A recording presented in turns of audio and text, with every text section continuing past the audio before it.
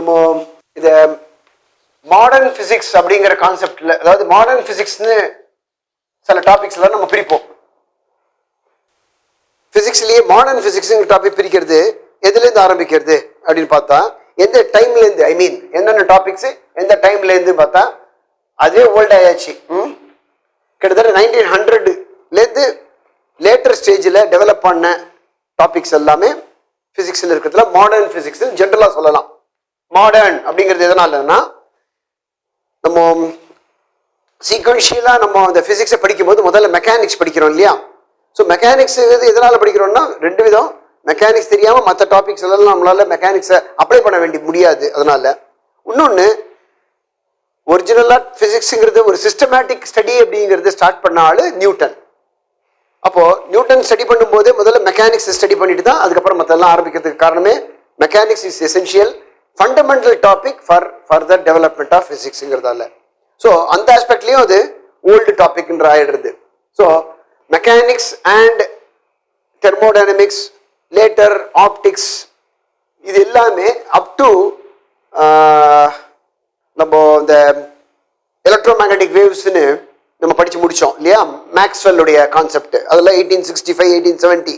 So nearly from 1660ஸ்லேருந்து 1890s வரைக்கும் கூட எடுத்துக்கலாம் நம்ம. That is about 230 years physics develop பண்ண. மெயினாக கான்செப்ட் எல்லாம் இதெல்லாம் டெவலப் ஆச்சு. மெக்கானிக்ஸ் ஆச்சு, தென் தெர்மோடைனமிக்ஸ் ப்ராப்பர்லி ஆச்சு, ஆப்டிக்ஸ், இது 3 டாப்பிக்கும் ஃபுல்லாக டெவலப் ஆகிடுது. Everything was seem to be all right, correct. அப்போ தான் இந்த எலக்ட்ரான்ஸ், இந்த ஆட்டம்ஸுங்கிறதெல்லாம் இந்த டால்டன் ஐடியா சொல்லி, டால்டன் 1860ஸ்லேயே சொல்கிறாரு. இந்த ஆட்டம் எப்படி இருக்கும் அப்படிங்கிற கான்செப்ட்லாம் பெருசாக தெரியல. Made up of matter, made up of atoms and molecules அப்படிங்கிற டால்டன் சொன்ன அப்புறம் ஆட்டத்தை தேடின்னு இருக்கும்பொழுது ஆட்டம்ங்கிறது எப்படி இருக்கும், அதோட ஸ்ட்ரக்சர் எப்படி இருக்கும், அது உள்ள ஏதாவது வேற பார்ட்டிகல் இருக்கா, இப்படிலாம் ஸ்டடீஸ் நம்ம படிக்க வேண்டி வரும். That is electron Discovery, proton Discovery, இதெல்லாம் வரும். அதெல்லாம் இந்த பை திஸ் இயர் 1880ஸ்ல ஸ்டார்ட் பண்ணுறாங்க. அதெல்லாம் பற்றி யோசிக்க ஆரம்பிக்கிறாங்க டால்டன் சொன்னதுக்கு அப்புறம் தான். ஸோ அந்த எலக்ட்ரான்ஸ் எல்லாம் வரும்பொழுது ஒரு டிஸ்கவரி பண்ணி முடிச்ச உடனே எலக்ட்ரான்லாம் நம்ம படிச்சிருக்கிற ஏற்கனவே படிச்சிருக்கிற மெக்கானிக்ஸ் டாபிக்ஸ் எல்லாம் தான் அது ஃபாலோ பண்ணுறதா, அந்த நம்ம படித்த இது வரைக்கும் படித்த மெக்கானிக்ஸ் தான் ஃபாலோ பண்ணுறதா அப்படின்னு. அதே சமயத்தில் தெர்மோடைனமிக்ஸ் நம்ம படித்தோமே அதையும் அப்ளை பண்ணி ஃபாலோ பண்ணுறதா அப்படின்னு ட்ரை பண்ணும் பொழுது சில சக்ஸஸஸ் இருக்கு, சில ஃபெயிலியர்ஸும் வருது. எஸ்பெஷலி எலக்ட்ரானுக்கெல்லாம் டோட்டல் ஃபெயிலியரே நடக்குது. ஆட்டம்ஸ்க்கெல்லாம் திருப்பி அப்ளை பண்ணி பார்க்குறாங்க. நம்ம படித்த மெக்கானிக்ஸ் ஆட்டம்ஸ் ஃபாலோ பண்ணுறதா, நம்ம படித்த தெர்மோடைனமிக்ஸ்லாம் ஆட்டம்ஸ் அண்ட் மாலிகூல்ஸ் ஃபாலோ பண்ணுறதா அப்படிங்கிறதுல. அப்படி பண்ணுறதுல முக்கியமான ஆள் வந்து மேக்ஸ்வெல்லும் போல்ட்ஸ்மேனும். So Boltzmann applied the classical, அதாவது mechanics develop by Newton, Lagrange அப்படிங்கிற ஒருத்தர், ஹாமில்டன் ஒரு ஆள், இது 3 பேரும் டெவலப் பண்ண மெக்கானிக்ஸை கூடவே தெர்மோடைனமிக்ஸ் யார், இந்த கிளாஷியஸ் பழைய ஆளுங்க. Then Boltzmann also developed good amount of thermodynamics. இதெல்லாம் அப்ளை பண்ணுறாரு ஆட்டம்ஸ் அண்ட் மாலிக்யூல்ஸ்க்கு.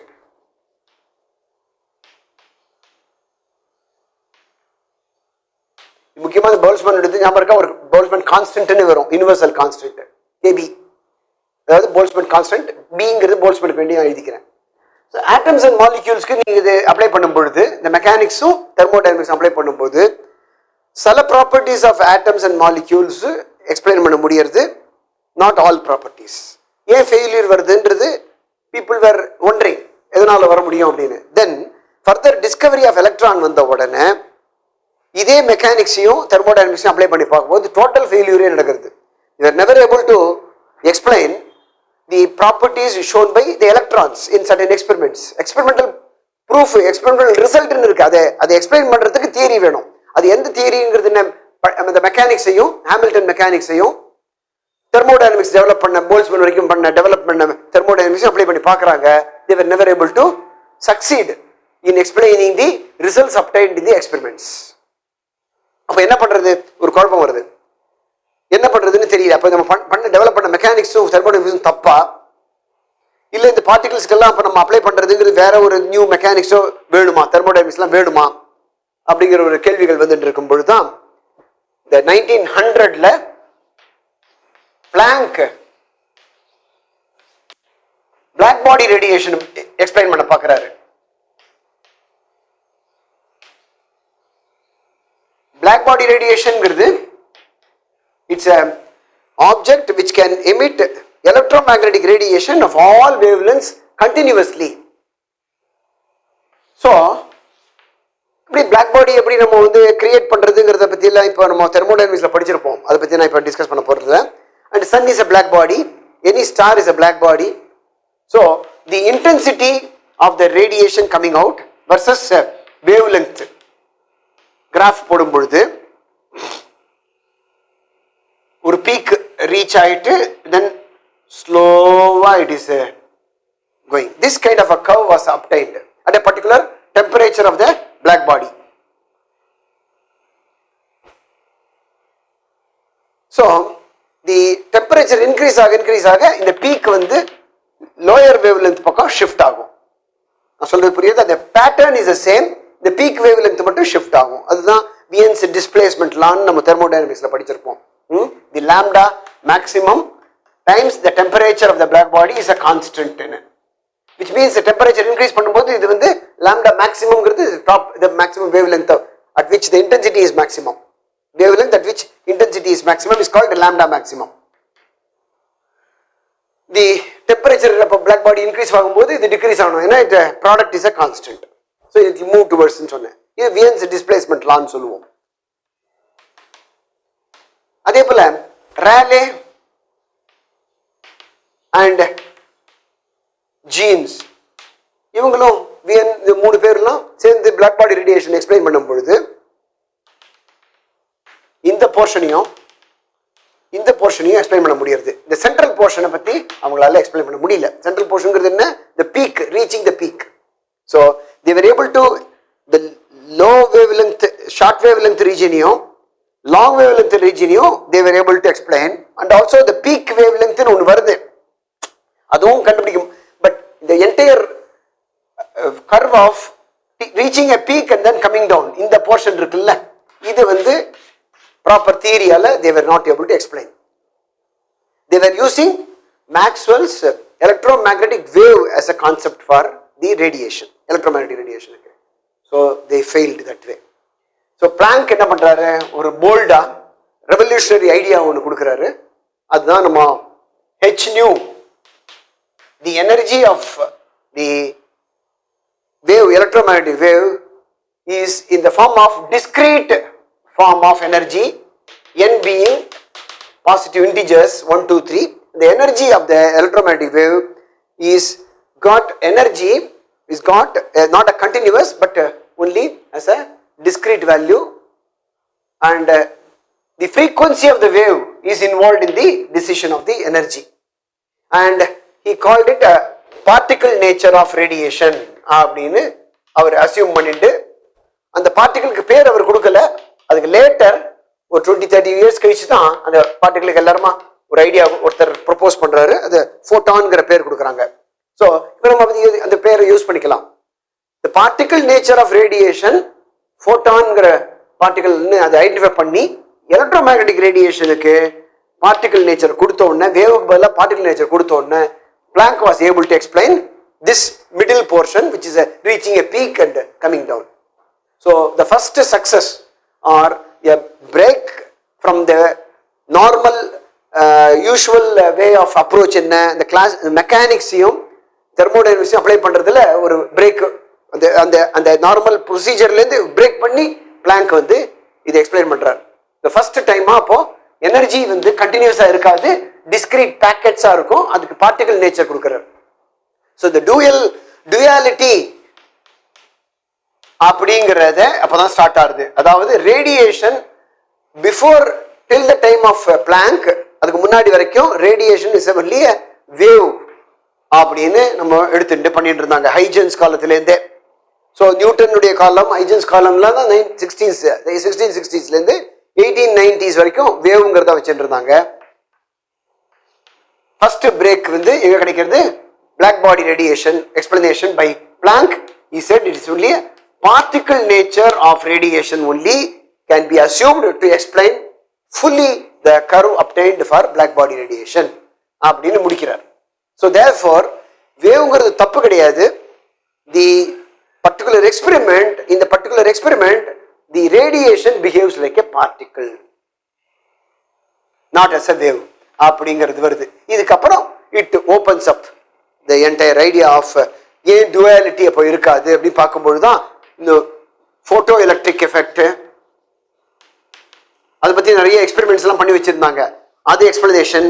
தென் காம்ப்டன் ஸ்கேட்டரிங்னு ஒன்று வரும், அப்புறம் ராமன் ஸ்கேட்டரிங்னு அப்புறம் வரும். இதெல்லாம் வந்து இந்த 1900க்கு அப்புறம் நடக்கிற சமாச்சாரங்கள். இதெல்லாம் இது எல்லாத்தையும் எக்ஸ்பிளனேஷன்.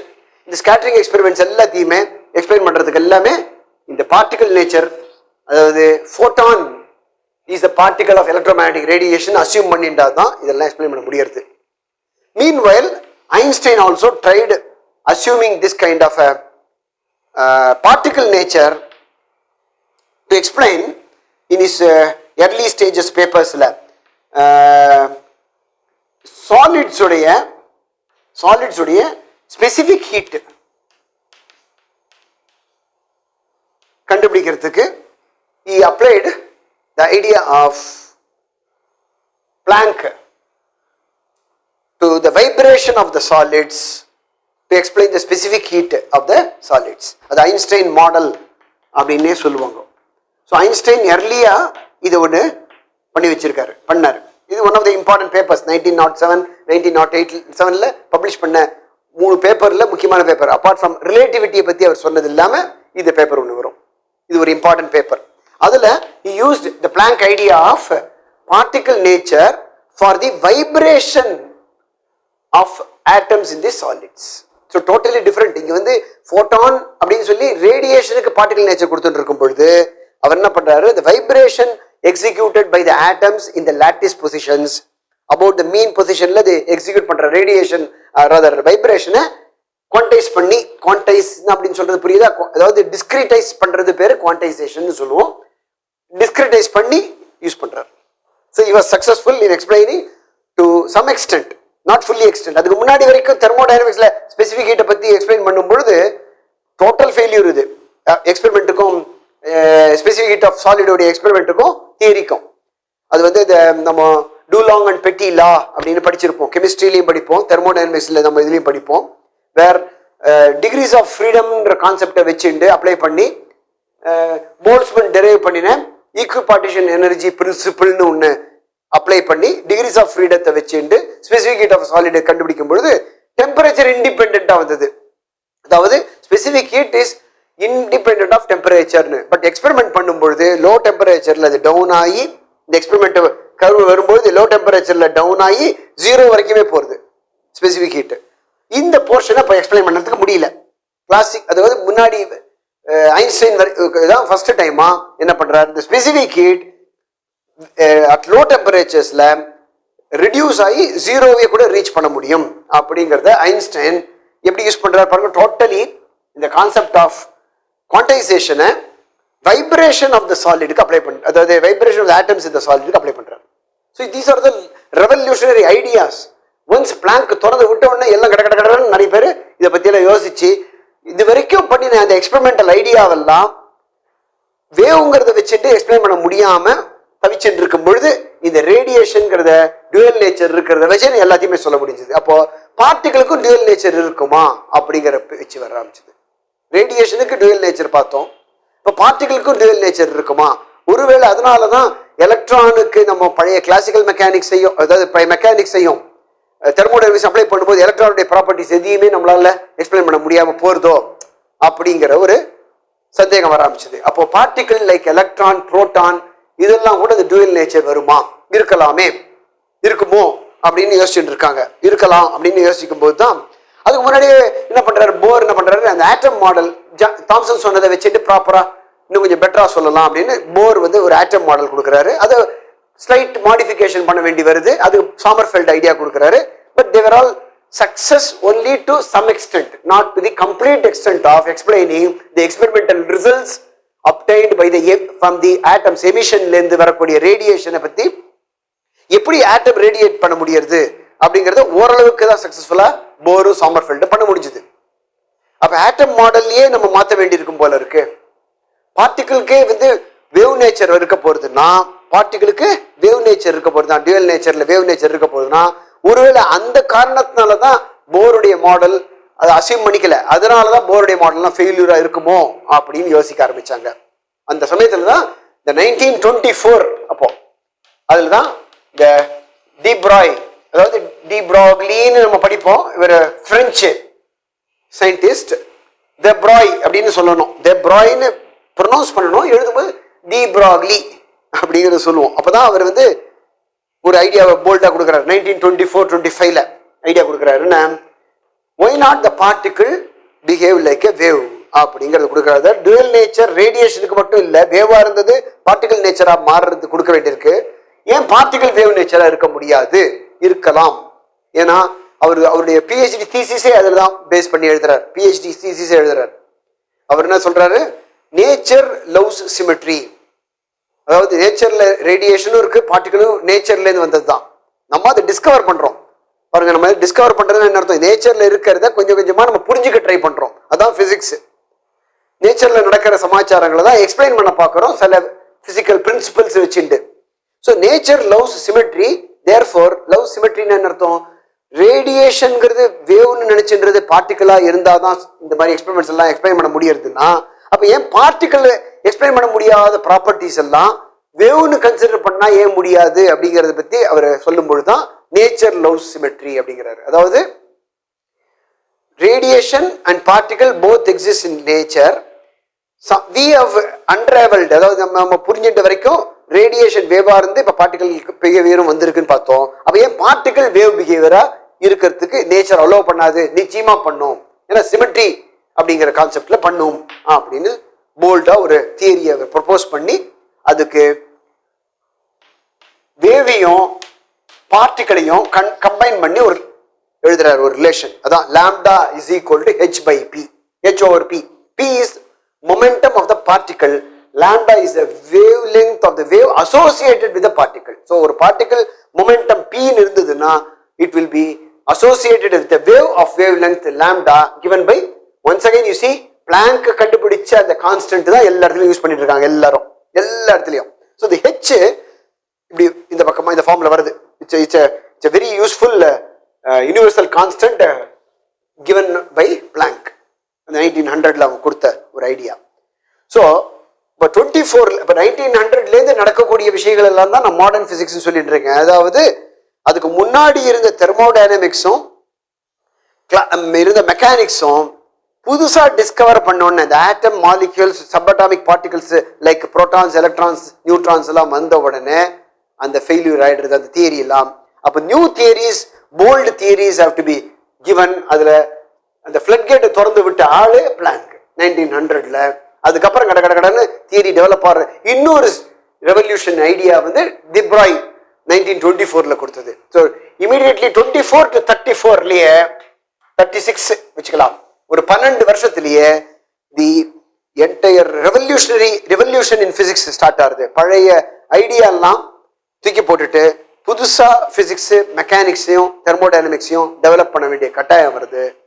அந்த சமயத்துல நடந்த பிசிக்ஸ் எல்லாம் தான் நம்ம படிக்கிறத மாடர்ன் பிசிக்ஸ்ன்னு சொல்றோம். அதுதான் atomic physics, nuclear physics, nuclear பிசிக்ஸ்லயே ஒரு பார்ட்டிகல் பிசிக்ஸ், தென் சாலிட்ஸை பத்தி சரியா புரிஞ்சுக்கிறோம். அப்ப செமிகண்டக்டர்ஸ்ங்கிறத சரியா புரிஞ்சுக்கிறோம்.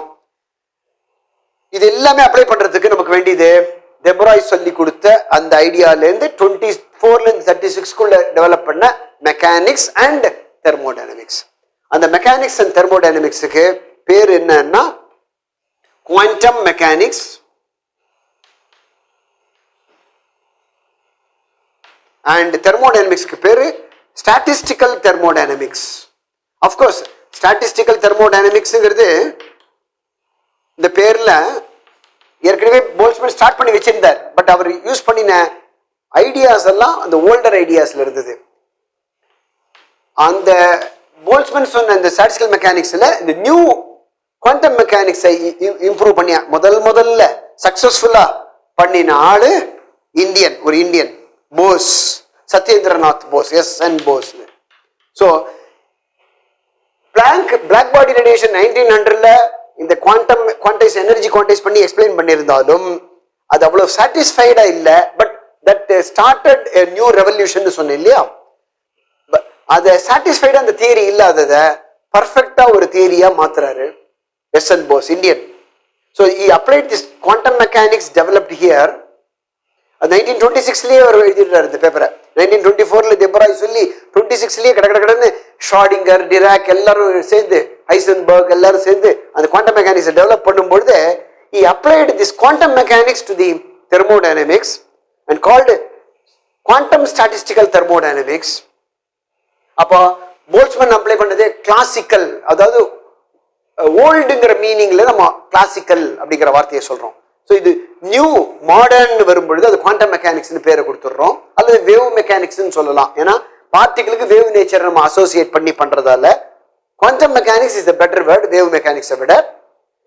அதுக்கு முன்னாடி நடந்த 1660s 1890s வரைக்கும் இருந்த தெர்மோடைனமிக்ஸும் சரி மெக்கானிக்ஸும் சரி கிளாசிக்கல் அப்படின்னு சொல்லிடுறாங்க. கிளாசிக்கல்னா ஓல்டு, ஓல்டுனா ப்ரீவியஸ் அப்படிங்கிற மீனிங். ஓல்டுனா டிஸ்கார்டட் பண்ண வேண்டியது, தூக்கி போட வேண்டியது இல்லை. அதுவும் பிசிக்ஸ் தான். பட் சபடாமிக் லெவல்ல, அட்டாமிக் அண்ட் சபடாமிக் லெவல்ல வரும்பொழுது அது ஃபெயிலியர் ஆயிடுறது, அதை நம்ம மாற்ற வேண்டியிருக்கு. அந்த இதை மாடர்ன் பிசிக்ஸ்னு பேர் சொல்றோம். அதுல வரக்கூடியது தான் முக்கியமானது என்னெல்லாம், quantum mechanics and statistical thermodynamics, applied quantum applied here. அதை முதல்ல போல்டா பண்ணின ஆளு எஸ்என் போஸ், சத்யேந்திரநாத் போஸ். அவர் இந்த பிளாக் பாடி ரேடியேஷன் தான் இதுல எக்ஸ்பிளைன் பண்ண. பட் இருந்தாலும் ஒரு சின்ன டவுட் இருந்தது. So he immediately sent his results to Einstein.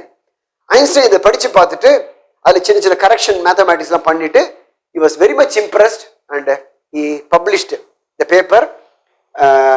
Bose பேரை முதல்ல போட்டு எழுதி பண்றாரு. அண்ட் அப்போ என்ன ஆகுது, இந்த சபட்டாமிக் பார்ட்டிகல்ஸ் எல்லாமே, சில பார்ட்டிகல்ஸ் எல்லாம் இவர் சொல்ற இந்த ஸ்டாட்டிஸ்டிக்ஸை ஃபாலோ பண்ணுறது. அந்த பார்ட்டிகல்ஸ்க்கு பேர் போசான்ஸ் அப்படின்னு கொடுக்குறாங்க பேரு. ஸோ இந்த பேரு போஸோடைய பேரு நின்றுடுது.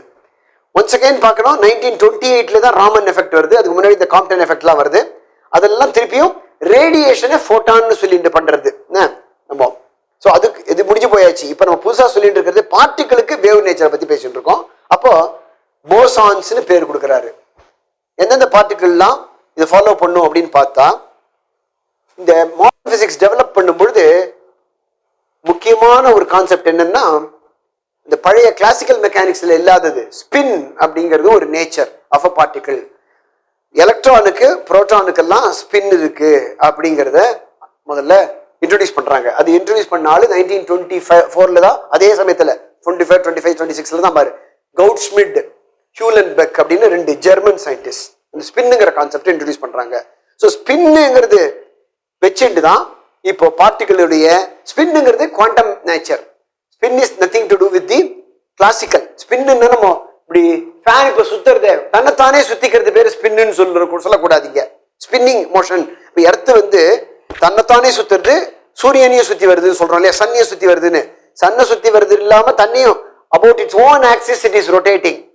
இட் இஸ் அது ஸ்பின்னு லூசா சொன்னாலும் இந்த இடத்துல பார்ட்டிகிள், சபடாமிக் பார்ட்டிகிள் இருக்கிற ஸ்பின் அந்த ஸ்பின்னோட சம்பந்தப்பட்டது கிடையாது. It is not a motion, it is not a movement at all. முதல்ல அப்படி நினைச்சிட்டு அந்த பேரை கொடுத்துடுறாங்களே தவிர அந்த இமீடியட்டாவே யூலன்பெர்க், கவுட்ஸ்மிட்டே ரியலைஸ் பண்ணிடுறாங்க ஸ்பின்னுங்கிறது ஸ்பின் மோஷன்னால இல்ல, it is what is called intrinsic property. இன்ட்ரின்சிக்னா என்ன, இன்னேட் அப்படின்னா அதுக்கே தானக்கே உருவாக்கின பறக்கும் போதே வரக்கூடிய ப்ராப்பர்ட்டி. அது என்ன property? Intrinsic angular momentum or magnetic ப்ராப்பர்ட்டியை பத்தி சொல்லும் போது தான் அது ஸ்பின்னு சொல்லுவோம். So spin of a particle அப்படிங்கிறது என்னன்னா, it is an intrinsic angular momentum and thence intrinsic magnetic property. It's a magnetic moment. It has got a moment the particle-க்கு அப்படின்னு சொல்றது தான் ஸ்பின். ஸோ அந்த ஸ்பின்னுங்கிறத வச்சுட்டு பார்ட்டிகல்ஸை நம்ம இப்போ கண்டுபிடிச்சு வச்சுட்டு இருக்கும்போது தான் ரிமெம்பர் அந்த பவுலியை பத்தி இங்க கெமிஸ்ட்ரியில கூட படிச்சிருப்பீங்க. பவுலியுடைய பிரின்சிபல் பேஸ் பண்ணி தான் நம்ம அட்டாமிக் லெவல்ல டிஃப்ரெண்ட் எலக்ட்ரான்ஸை நம்ம அரேஞ்ச் பண்றோம். ஸோ பவுலியுடைய ஐடியாவும் என்ன பண்றது, ஸ்பின் பவுலி ஸ்பின் ஆஃப் எலக்ட்ரானை மட்டும் வச்சுட்டு பண்றாரு. Spin off electron half H cross அப்படிங்கிறத அவர் அசியூம் பண்ணிட்டு அந்த ஸ்பின் அப்போ என்ன சொல்றாரு, பவுலி என்ன சொல்றது, ஒரே ஸ்டேட்ல ஒரு பார்ட்டிகிள் தான் போட முடியும், ரெண்டாவது பார்ட்டிகிள் அந்த ஸ்டேட்ல போடக்கூடாது, அந்த ஸ்பின் மாறி இருக்கணும் அப்படிங்கிற கான்செப்டை பவுலி இன்ட்ரோடியூஸ் பண்றாரு பாருங்க. அந்த ஐடியா தான் அந்த ஸ்பின்னுங்கிறது. Spin is actually intrinsic magnetic property or angular momentum of the particle. அதை குறிக்கும். ஸ்பின்னுங்கிறது மூவ்மெண்ட் கிடையாது, மோஷன் கிடையாது, ஞாபகம் வச்சுக்கணும். ஸோ எலக்ட்ரானுக்கு இந்த ஹாஃப் ஹெச் கிராஸ், புரோட்டானுக்கும் ஹாஃப் ஹெச் கிராஸ், நியூட்ரானுக்கும் ஹாஃப் ஹெச் கிராஸ். ஸோ அது சார்ஜுக்கும் அதுக்கும் சம்மந்தமே கிடையாது. Charge independent. அதாவது ஸ்பின்னுங்கிறதும் சார்ஜ் இருக்கணும் இல்லை, சார்ஜுக்கும் ஸ்பின்னுக்கும் சம்மந்தம் கிடையாது. நியூட்ரானுக்கும் ஸ்பின் இருக்கு, புரோட்டானுக்கும் அதே ஸ்பின் இருக்கு. ஸோ எல்லா பார்ட்டிகளுக்கும் ஸ்பின் இருக்கும் அப்படிங்கிறத கண்டுபிடிச்சா. ஸ்பின் 0 இருக்கிற பார்ட்டிகளும் இருக்கு. அப்போ சில பார்ட்டிகளுக்குலாம் 0, 1, 2, 3 இப்படி ஸ்பின் இருக்கும், ப்ளஸும் மைனஸ் உண்டு. சில பார்ட்டிகளுக்குலாம் ஹாஃப், 3/2, 5/2. ஸோ இது மாதிரி ஹாஃப் இன்டிஜர்ஸ்ன்னு சொல்லுவோம், இதை அது இன்டிஜர்னு சொல்லுவோம்.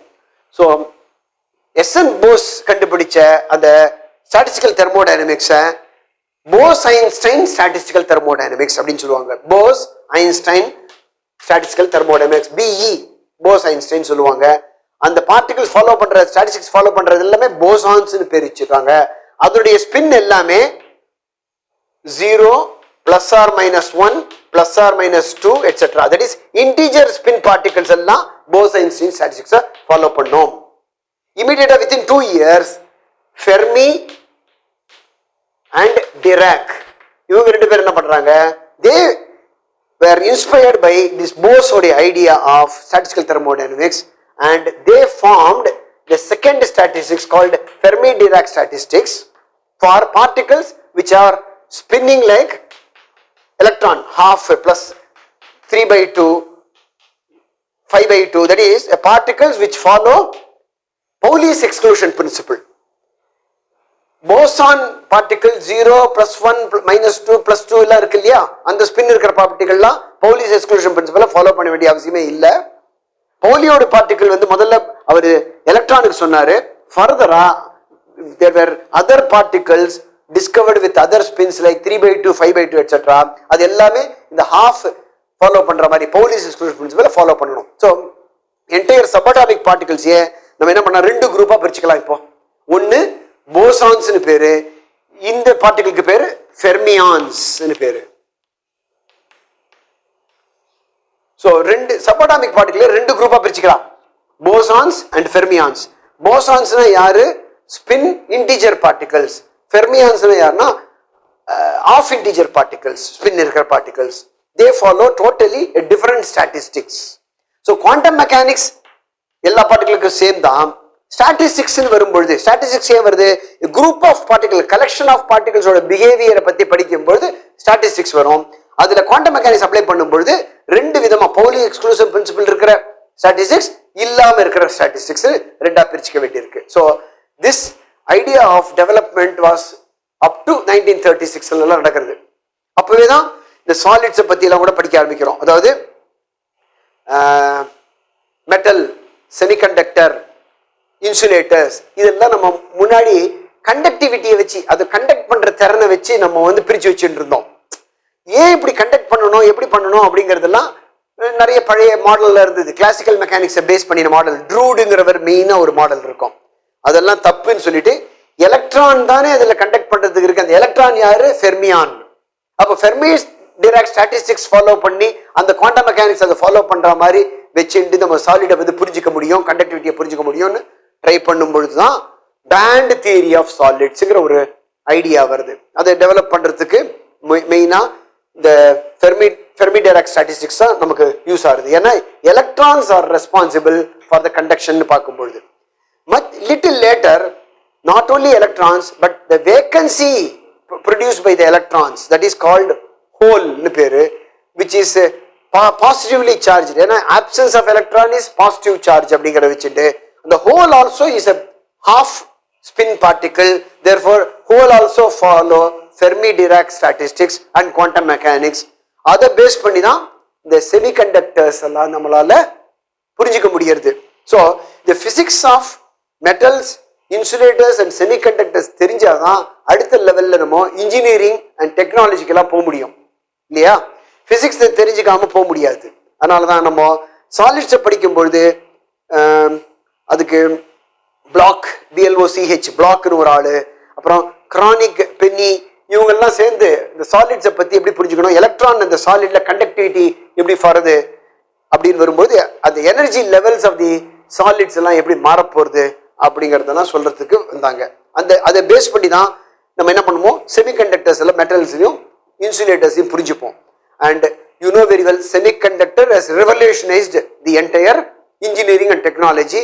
பிகாஸ் அந்த செமிகண்டக்டர்ங்கிற கான்செப்ட் தெரியாத வரைக்கும் அதை வந்து ஃபர்ஸ்ட் ஒரு டயோட் அண்ட் டிரான்சிஸ்டர்னு 1948ல சொல்ற வரைக்கும் நம்ம யூஸ் பண்ணிட்டு இருந்த எலக்ட்ரானிக்ஸ்லாம் எதை பத்தி எலக்ட்ரானிக்ஸ்னா valve type of electronics, where thermionic எமிஷன்ற ஒரு கான்செப்டை வச்சுட்டு எலக்ட்ரானை நம்ம ப்ரொடியூஸ் பண்ணுவோம். தெர்மியானிக் எமிஷன் என்ன, சில மெட்டல்ஸ் எல்லாம் ஹீட் பண்ணினா அது எலக்ட்ரானை எமிட் பண்ணும். ஃபார் எக்ஸாம்பிள் டங்ஸ்டன், அதை வச்சுருந்தா அந்த பல்பு டியூப் லைட்லாம் நம்ம இன்னும் யூஸ் பண்ணிட்டு இருக்கோம் இல்லையா. டங்ஸ்டன்ற மெட்டலை ஹீட் பண்ணும்போது, கரண்ட் பாஸ் பண்ணி ஹீட் பண்ணும்போது இட் எமிட்ஸ் எலக்ட்ரான்ஸ். அந்த எலக்ட்ரான்ஸை வந்து நம்ம diode, triode, valve kind of electronics வச்சுட்டு ஆம்பிளிஃபிகேஷன், ஆசிலேஷன் இதெல்லாம் பண்ணிருக்கும் போது ரடாருக்கு வரக்கூடிய ஆசிலேஷன், மைக்ரோவேவ் ஆசிலேஷன், இது எல்லாமே எலக்ட்ரான்ஸை வச்சுட்டு நம்ம பண்ணும்பொழுது ஹை பவராகவும் ஹை வோல்டேஜாகவும் நம்ம டிசியில வச்சுட்டு பண்ணிட்டு இருப்போம். இது எல்லாமே கம்ப்ளீட்லா ரெவல்யூஷனைஸ் பண்ணின இன்னொரு முக்கியமான Discovery was 1948ல transistor.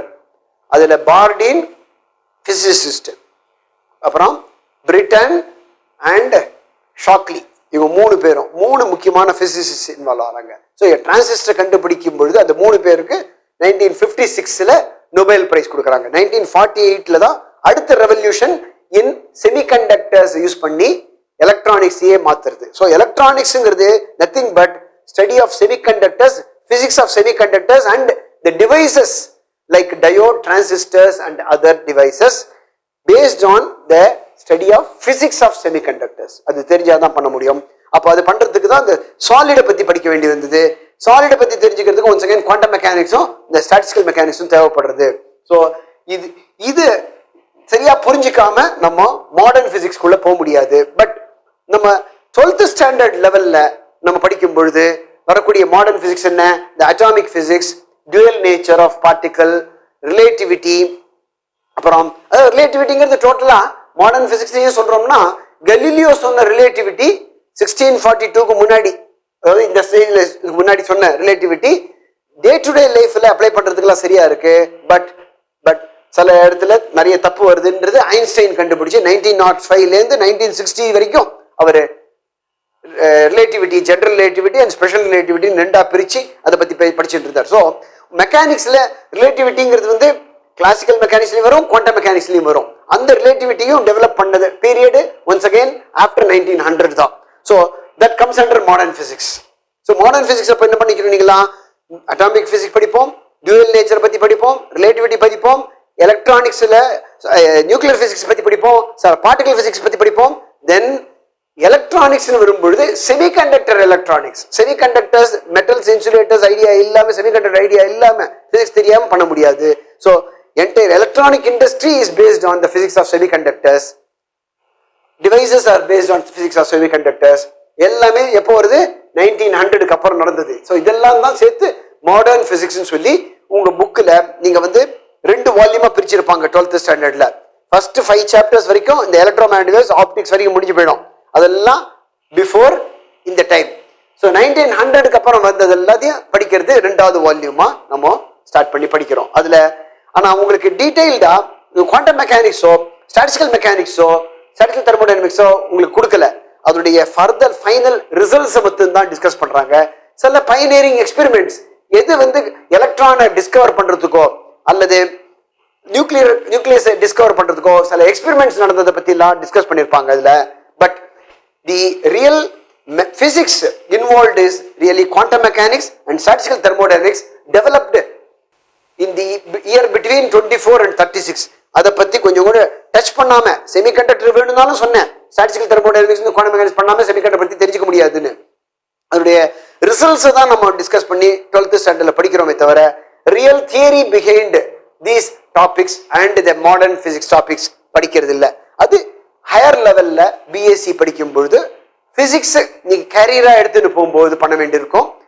Also for engineering and technologies இந்த குவாண்டம் மெக்கானிக்ஸ் ஸ்டாட்டிஸ்டிக்கல் மெக்கானிக்ஸ் படிக்காம முடியவே முடியாது. ஸோ இன்ஜினியரிங் டெக்னாலஜியும் மாடர்ன் இன்ஜினியரிங் மாடர்ன் டெக்னாலஜி எல்லாமே இந்த மாடர்ன் பிசிக்ஸோடைய இந்த டாபிக்ஸை டிபெண்ட் பண்ணி தான் டெவலப் ஆகுதே தவிர தெர் இஸ் பிசிக்ஸோடைய இந்த டாபிக்ஸ் இல்லாமல் இந்த இன்ஜினியரிங் இருந்திருக்க முடியாது, இந்த டெக்னாலஜியும் இப்போ இருந்திருக்க முடியாது. ஸோ இதை பற்றி கொஞ்சம் நம்ம படிக்கிறது தான் இந்த என்டையர் செகண்ட் புக்கு பிரித்து கொடுத்தது 12th ஸ்டாண்டர்டில்.